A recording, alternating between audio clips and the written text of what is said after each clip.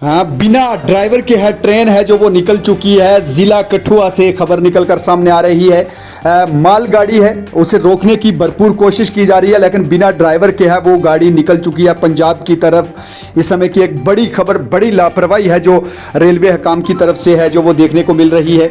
ये इस वक्त की बड़ी खबर है कि बिना ड्राइवर के एक मालगाड़ी है जो वो जम्मू ज़िला कठुआ से है जो वो निकल चुकी है पंजाब की तरफ।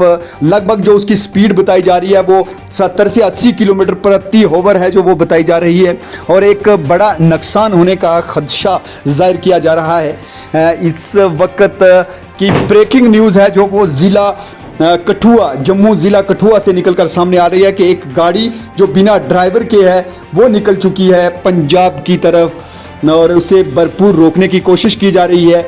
लेकिन जो स्पीड बताई जा रही है वो 70 से 80 किलोमीटर प्रति आवर के हिसाब से है वो मालगाड़ी इस समय चल रही है। मालगाड़ी को रोकने की लगातार कोशिश की जा रही है, लेकिन एक बड़ी लापरवाही है जो वो रेलवे हकाम की तरफ से सामने आई है। ब्रेकिंग न्यूज़ है इस समय कि बिना ड्राइवर के मालगाड़ी है जो वो 70 से 80 किलोमीटर की स्पीड से है जो वो पटड़ी पर दौड़ रही है। एक बड़े नुकसान का खदशा जाहिर किया जा रहा है।